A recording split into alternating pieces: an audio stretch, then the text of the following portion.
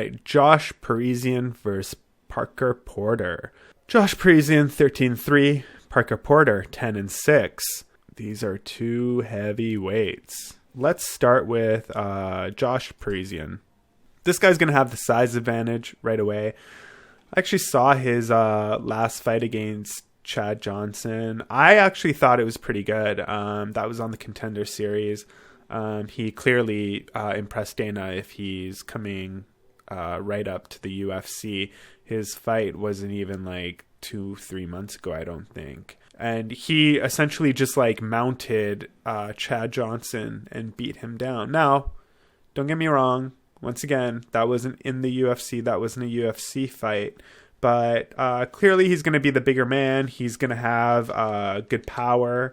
He's going to have the volume as well. So he could actually cover Parker in those areas. He's on a 6-fight win streak too. So keep that in mind. But once again, none of those other fights were in the UFC. But you got to give him credit for that. A 6-fight win streak, most of those ending in the first round. I think only one went to the second round. Before that, he lost 2 fights back-to-back. One of those was actually on The Ultimate Fighter, season 28, I believe. He lost to Mikel Batista or something. And it's funny because for a heavyweight, he's actually got good movement and he's pretty diverse in strikes. He's won by spinning back fist and ground and pound and punches, all of these things. So as long as it involves striking, it doesn't matter how he does it, whether it be by a kick or a punch, he can take you out and he could do it in different ways. He could do it on the ground and he could do it standing up. You guys already know, if you've watched the rest of this video or you've watched the other clips, you know that I'm all about people who can mix it up and win. It's great if you could always knock someone out, but if you can knock them out in different ways, using your legs, losing your arms, using different methods and approaches, then that really shows a diverse skill set. And it shows that you're not always looking for that one punch. Like someone like Mike Perry, who's, he's always going to look for that one punch. I mean, don't get me wrong, against Tim Means, he was also looking for a submission and he almost got it there.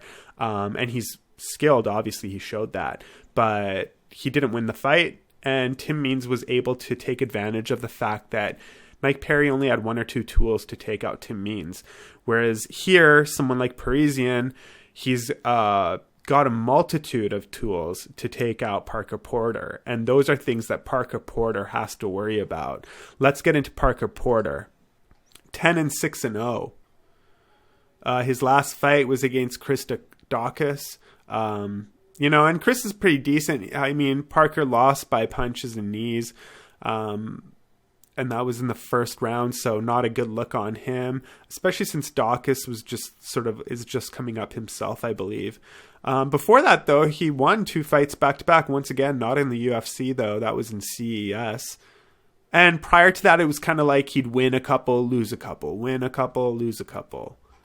And he's fighting guys who, in that period, he was fighting guys who had good experience for the most part, but also didn't have great records, and he was losing to some of them. And then the people he was winning against kind of had like either no fight experience or they had a really bad record where their losses almost matched their wins.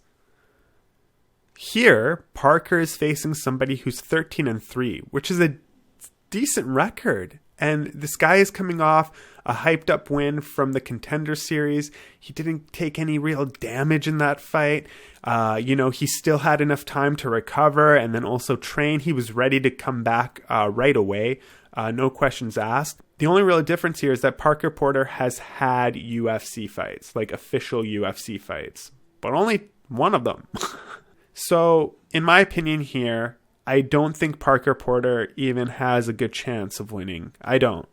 I could say that with confidence. He's going to have a lot of problems here. He's going to be a lot slower. His only chance is to knock someone out, but he himself has been knocked out.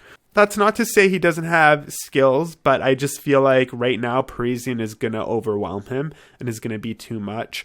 The competition that Parker Porter has faced, it's not it's not up to par with the accomplishments that Parisian has had. So for that fact, I'm going to go with Parisian for the win. And we're going to say by knockout, why not? As far as the round, I'm going to say second round knockout. But either way, just Parisian for the win.